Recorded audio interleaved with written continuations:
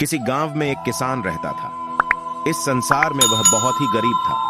उसके पास जमीन का एक छोटा सा टुकड़ा था जिस पर वह खेती करता था।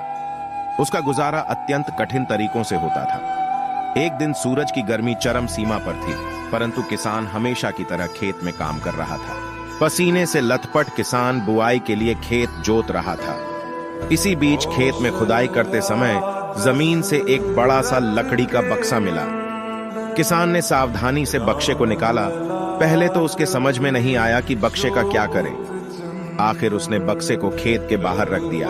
उसे साफ करके जो रोटियां वह घर से लाया था वह बक्से में रख दी और अपने काम में जुट गया। दोपहर को जब वह खाने के लिए रोटियां निकलने के लिए बक्से के पास गया तो हैरान रह गया।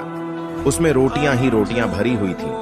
तब किसान को पता चला कि वह जादुई बक्सा था।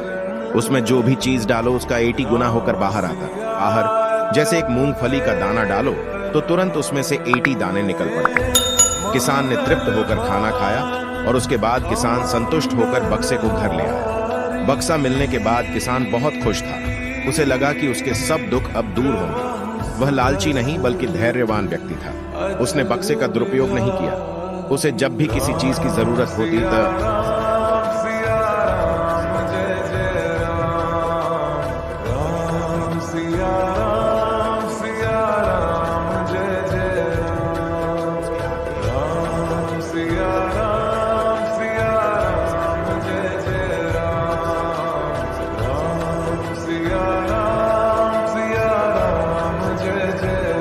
किसी गांव में एक किसान रहता था। इस संसार में वह बहुत ही गरीब था।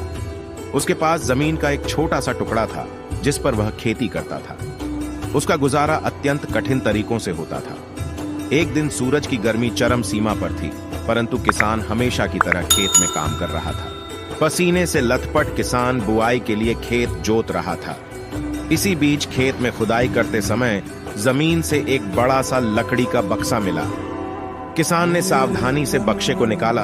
पहले तो उसके समझ में नहीं आया कि बक्से का क्या करे।